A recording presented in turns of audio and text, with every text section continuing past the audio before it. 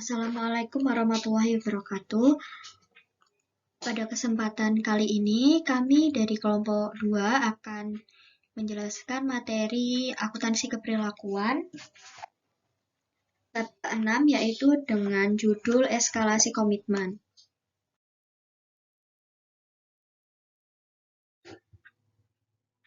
Sebelum itu, perkenankanlah kami dari kelompok 2 untuk memperkenalkan diri. Anggota kami yang pertama ada saya, Adinda Alita, dengan NPM 20101040035. Lalu yang kedua ada Martania Dwi Hapsari dengan NPM 20101040051. Lalu yang terakhir ada Maulana Iqbal Pradana dengan NPM 20101040091. Dalam materi eskalasi komitmen ini terdapat 7 poin pembahasan. Yang pertama, ada definisi dari eskalasi komitmen. Yang kedua, ada sudut pandang mengenai eskalasi komitmen.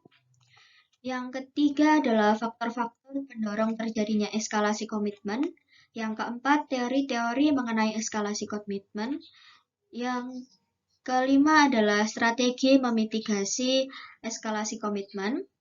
Yang keenam adalah relevansi eskalasi komitmen di penelitian BAR.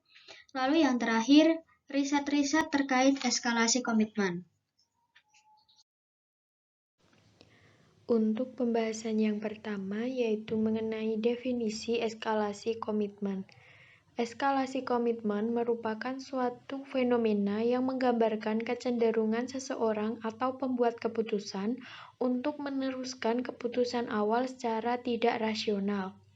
Stowe pada tahun 1976 dalam penelitiannya yang berjudul Needed in the Big Moody, a Study of Escalating Commitment to Choose One of Course of Action menjelaskan bahwa individu akan merespon investasi sebelumnya dengan meningkatkan kesediaan untuk menginvestasikan tambahan sumber daya. Dalam Basinas Dictionary mendefinisikan eskalasi komitmen sebagai kecenderungan untuk menginvestasikan tambahan sumber daya di proposisi yang tampaknya merugi yang dipengaruhi oleh usaha uang dan waktu yang sudah diinvestasikan. Selain itu, karena dia pada tahun 1989 mendefinisikan eskalasi komitmen sebagai keputusan manajer yang tidak rasional karena meskipun tidak sadar secara langsung ataupun tidak langsung, manajer cenderung mengabaikan kepentingan perusahaan dan lebih mementingkan kepentingan ekonomi pribadi. Kemudian, untuk pembahasan yang selanjutnya yaitu mengenai sudut pandang eskalasi komitmen. Dalam sudut pandang eskalasi komitmen terdapat dua eskalasi. Yang pertama yaitu eskalasi komitmen sebagai tindakan rasional. Eisenhardt pada tahun 1989 menyatakan bahwa eskalasi komitmen dapat dipandang sebagai tindakan rasional apabila dikaitkan dengan isu kompensasi. Isu kompensasi dapat berupa fenomena adanya kontrak yang berbasis luaran yang akan menyelaraskan kepentingan agen dan kepentingan prinsipal. Demikian juga penelitian yang dilakukan oleh Heard pada tahun 1995 menjelaskan sisi rasionalitas dari eskalasi. Dengan menggunakan teori mental budgeting, Heard menyatakan bahwa individual mempertahankan proyek yang sepertinya merugi ketika berdasarkan data ternyata akan diperoleh manfaat yang lebih besar, atau dapat dikatakan marginal cost lebih rendah dibandingkan dengan marginal benefit, yaitu setelah berakhirnya proyek akan mendatangkan return yang lebih tinggi. Kemudian yang kedua terdapat eskalasi komitmen sebagai tindakan irasional. Bazerman pada tahun 1994 menjelaskan eskalasi komitmen sebagai tindakan irasional dengan menggunakan dua paradigma, yaitu yang pertama paradigma unilateral dan paradigma kompetitif. Untuk paradigma unilateral, Eskalasi timbul karena adanya satu pihak yang membuat keputusan mula dari keputusan awal sampai keputusan berikutnya. Pada paradigma unilateral, semua kekuatan justifikasi yang mengarah pada irasional eskalasi terletak pada satu individual. Dalam paradigma ini, diasumsikan bahwa manajer dapat meneruskan proyek yang tidak ekonomis meskipun terdapat informasi mengenai buruknya kinerja masa lalu dan tersedia kesempatan investasi alternatif yang lebih menguntungkan di masa mendatang. Kemudian untuk paradigma kompetitif, eskalasi terjadi karena terdapat kekuatan bersaing yang mendorong timbulnya eskalasi komitmen. Paradigma kompetitif mengadopsi model sistem lelang, yaitu masing-masing penawar berkompetisi untuk tetap memenangkan lelang meskipun kerugian semakin besar. Dalam paradigma ini, para pengambil keputusan membuat keputusan awal, kemudian mereka merasa perlu untuk menjustifikasi melalui keputusan-keputusan berikutnya dan merasa terlalu mahal bila keputusan tersebut dihentikan.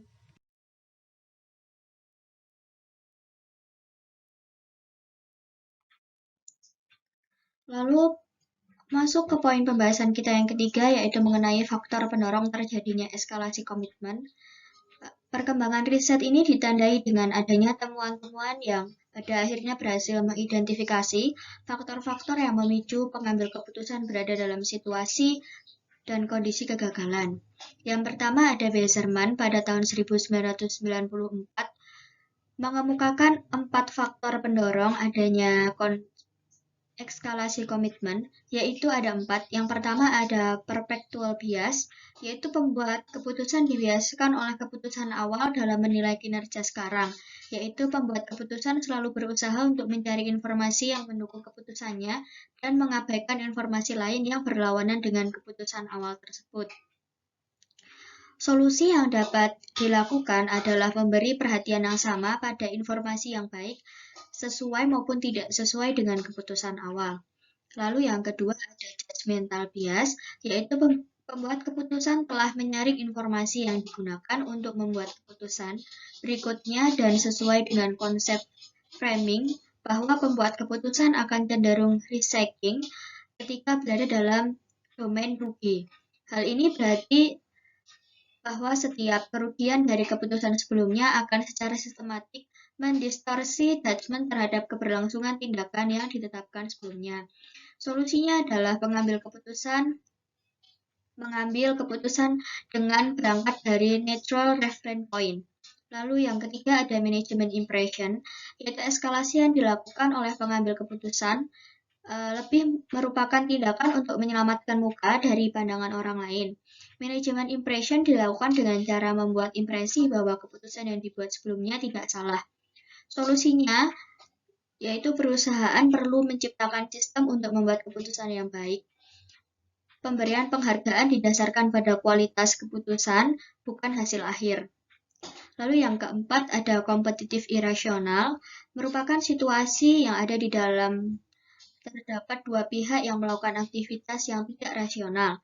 Aktivitas irasional dapat berkaitan dengan luaran, ekspektasian hingga sulit mengidentifikasi tindakan irasional spesifik baik dari masing-masing pihak. Lalu yang kedua ada hasil penelitian dari Rosenstau pada tahun 1993 dan disempurnakan oleh Kreiter dan Kenichi pada tahun 2004 menjelaskan bahwa faktor-faktor yang menyebabkan eskalasi komitmen yaitu ada faktor psikologi sosial, faktor karakteristik proyek, faktor kontekstual, dan faktor organisasional. Lalu yang ketiga ada Kell et al. Pada tahun 2000 menjelaskan bahwa terdapat 3 faktor yang mempengaruhi eskalasi komitmen, yaitu risk propensity, merupakan kecenderungan pengambil keputusan saat ini untuk mengambil atau menghindari resiko. Lalu yang kedua ada risk perception, yaitu penilaian pengambil keputusan terhadap resiko yang melekat pada suatu situasi. Yang ketiga adalah sunk cost, merupakan biaya-biaya yang sudah dikeluarkan dan tidak relevan dalam keputusan mendatang. Yang terakhir ada Wong pada tahun 2005 mengembangkan studi Gale et al. Pada tahun 2000 dengan menjelaskan penyebab eskalasi komitmen adalah risk propensity, risk perception, dan outcome expectancy. Outcome expectancy merupakan pertimbangan mengenai potensi keterkendalian luaran secara umum tanpa memperlihatkan apakah individual dapat mempengaruhi outcome tersebut.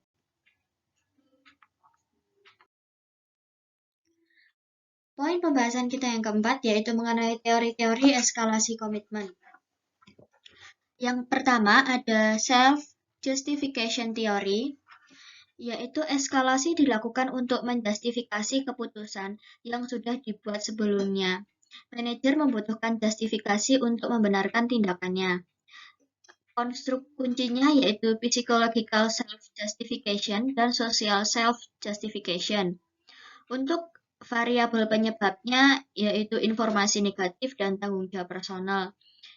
Manajer bertanggung jawab terhadap eskalasi secara individual yang mengusulkan proyek atau yang mempunyai hubungan dengan proyek tersebut untuk periode jangka panjang.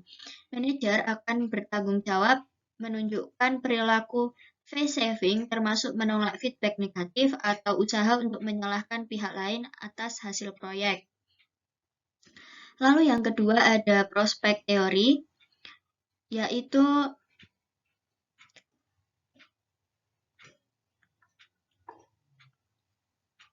manajer memiliki komitmen pada tindakan yang gagal sebab keputusan di-frame sebagai pilihan antara rugi yang mengarah pada perilaku risk-taking. Sunk cost dipercaya untuk menentukan pilihan antara rugi yang mendorong perilaku eskalasi.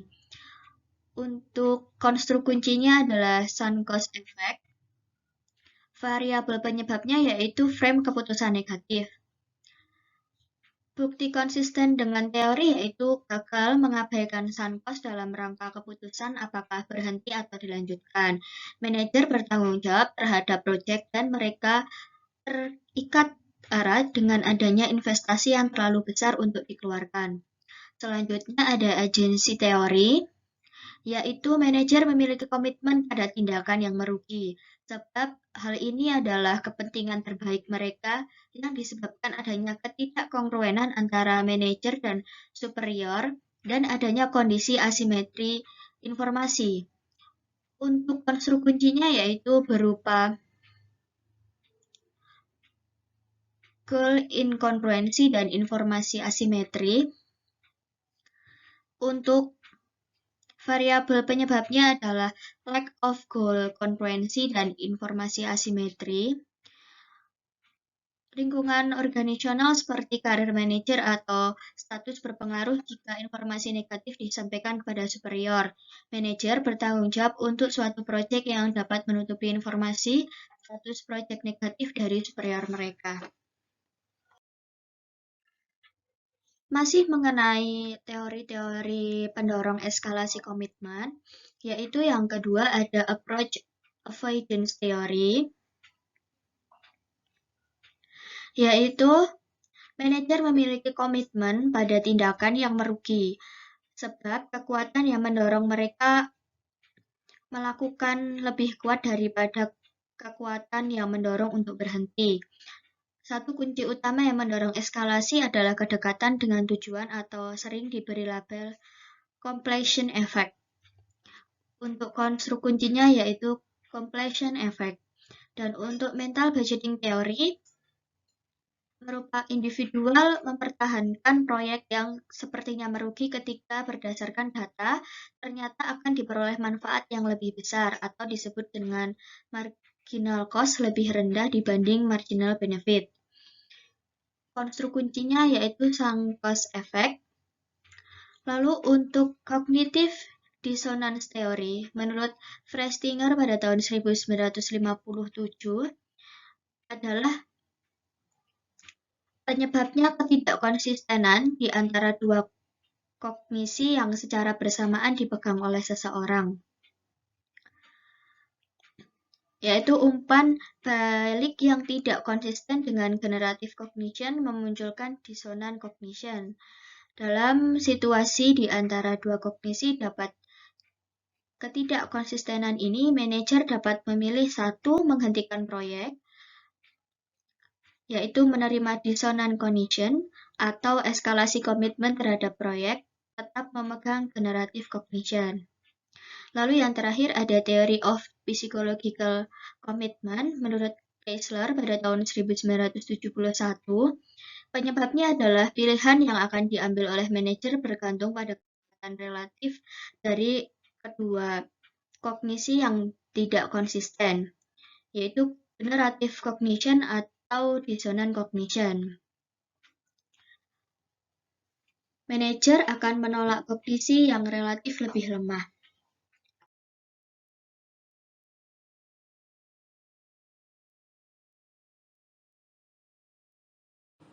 Lima, strategi mitigasi eskalasi komitmen. Beberapa penelitian memfokus pada pengujian terhadap eskalasi komitmen. Simonson dan Stowe tahun 1982 yaitu mengevaluasi manajer dalam proses pengambilan keputusan dibanding outcome-nya.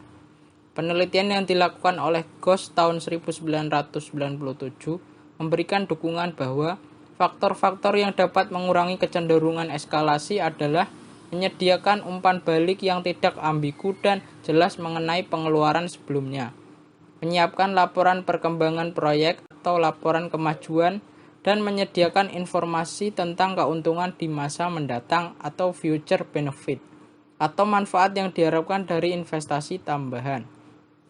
Stowe dan Ross tahun 1987 mengidentifikasi bahwa strategi yang dapat digunakan untuk mencegah eskalasi komitmen adalah dengan cara 1. Menetapkan target kinerja minimum, 2. Meminta individual yang berbeda untuk membuat keputusan awal dan keputusan berikutnya dari suatu proyek, 3. Mendorong pengambil keputusan untuk mengurangi ego keterlibatan dalam proyek, 4.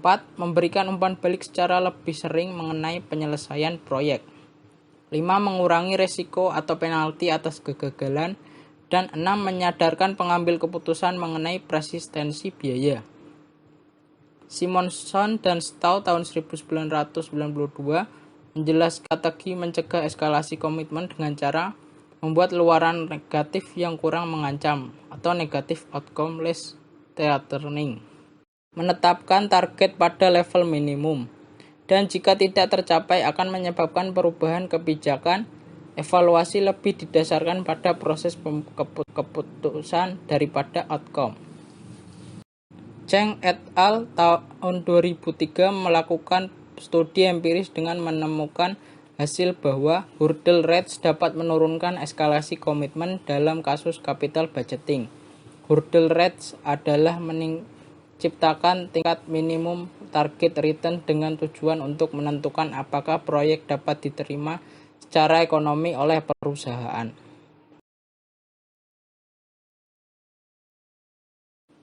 6. Topik eskalasi komitmen sangat relevan di BAR. Escalation of commitment berkaitan dengan perilaku individual sehubungan dengan keputusan jangka panjang yang dibuatnya. Misal keputusan investasi. Peneliti mengaplikasi konsep eskalasi komitmen pada beragam konteks yang luas dikaitkan dengan informasi dan fungsi akuntansi. Sebagai contoh bahwa penelitian eskalasi komitmen relevan dan praktik akuntansi. Pertama, riset yang dilakukan oleh Ghosh tahun 1997 menguji eskalasi komitmen dengan previous expenditure atau sunk cost. 2. Ruchala tahun 1999 mengkaitkan eskalasi komitmen dengan budget goal attainment. 3. Riset yang mengenai investasi pada perusahaan nuklir yang besar, Ross dan Stowe tahun 1993. 4. Cheng et al. Tahun 2003 mengkaitkan dengan capital budgeting. 7. Contoh riset eskalasi dan deeskalasi komitmen.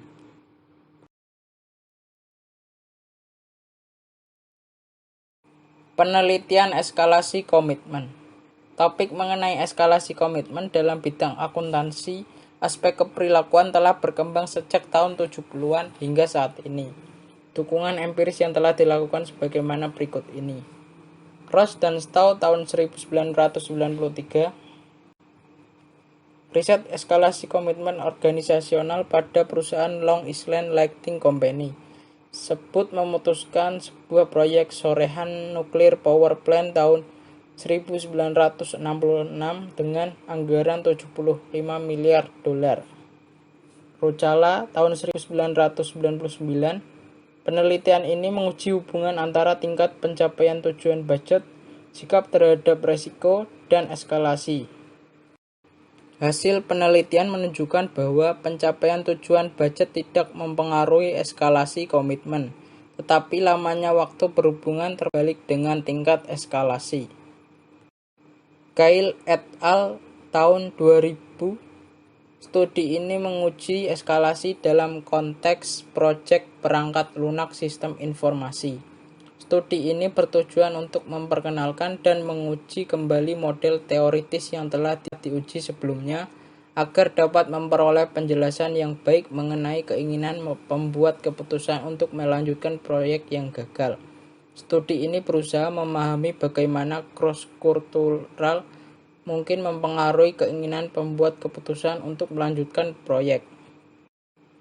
Al tahun 2003, studi ini bertujuan untuk menguji efektivitas penggunaan proyek hurdle rate dalam escalating commitment pada proyek yang tidak ekonomis, dan menguji efektivitas dua tipe hurdle rate atau organization set hurdle rate dan self hurdle rate dalam de-escalating tingkat komitmen pada proyek yang tidak ekonomis.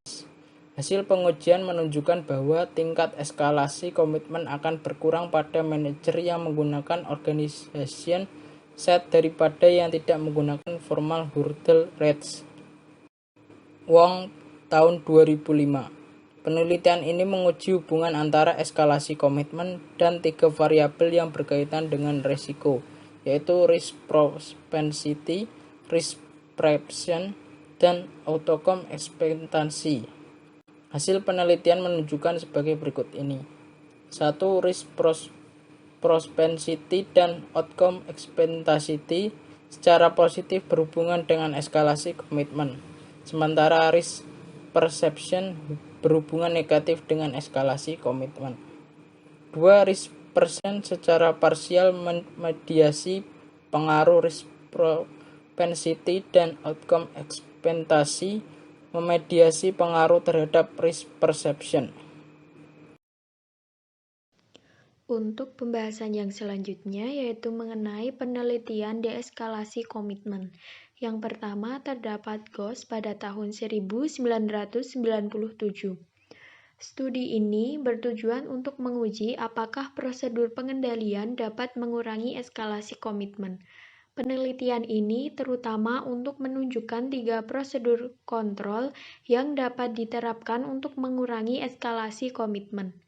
Prosedur pengendalian yang dimaksud diantaranya yaitu yang pertama menyediakan umpan balik secara jelas mengenai pengeluaran sebelumnya. Yang kedua yaitu menyiapkan suatu laporan perkembangan proyek, dan yang terakhir yaitu menyediakan informasi tentang keuntungan-keuntungan masa datang. Hipotesis riset menyatakan bahwa prosedur pengendalian akan mengurangi kecenderungan eskalasi. Untuk yang kedua terdapat Hart pada tahun 1995. Penelitian ini mengindikasi bahwa dalam banyak situasi, sunk cost menyebabkan individual salah mendeeskalasi komitmen atas tindakan sebelumnya. Penelitian ini menspesifikasikan antara cost dan manfaat atas investasi tambahan dengan menggunakan mental budgeting teori. Mental budgeting memprediksi bahwa individual akan menganggarkan kos lebih rendah dari total manfaat yang tersedia, yaitu ketika kondisi hampir melampaui anggaran, maka mereka lebih suka melakukan investasi insidental. Kemudian untuk yang ketiga terdapat Juranain pada tahun 2009. Dalam ini menguji eskalasi komitmen keputusan investasi modal. Secara lebih spesifik, penelitian ini mengevaluasi apakah penggunaan prime kognitif merupakan cara untuk mengurangi eskalasi komitmen. Pengujian dilakukan dalam 3 tatanan pengambilan keputusan, yaitu yang pertama individual, yang kedua tim face-to-face, dan yang ketiga yaitu tim yang dimediasi dengan komputer. Dengan dasar pada teori argumen persuasif, hasil mendukung bahwa prime dapat mengurangi eskalasi komitmen, yaitu dalam tim yang dimediasi dengan komputer. Pengurangan eskalasi lebih tinggi daripada pengaturan pengambilan keputusan lainnya. Kemudian, untuk yang terakhir terdapat Wells dan Lowenstein pada tahun 2005. Penelitian ini memfokuskan pada pengujian prospek bahwa umpan balik dan ancaman sosial takeover akan menghalangi individual untuk melepas investasi yang telah dilakukan sebelumnya. Hasil penelitian mengindikasikan bahwa ketika individual menerima umpan balik atas hasil, mereka dapat melanjutkan permainan, dan kemudian besar akan terus melanjutkan. Temuan Wells dan Lowenstein pada tahun 2005 memberikan dukungan bahwa meskipun dalam kondisi tidak mengantisipasi umpan balik, individual yang mengetahui bahwa pihak lain akan menggantikan posisi investasinya apabila mereka berhenti, mereka enggan untuk keluar. Penelitian ini memberikan kontribusi terhadap literatur eskalasi komitmen bahwa eskalasi komitmen dapat terjadi ketika informasi marginal cost dan marginal benefit mudah ditelusuri. Sekian presentasi dari kelompok kami mengenai eskalasi komitmen. Kurang lebihnya mohon maaf. Semoga bermanfaat. Terima kasih. Wassalamualaikum warahmatullahi wabarakatuh.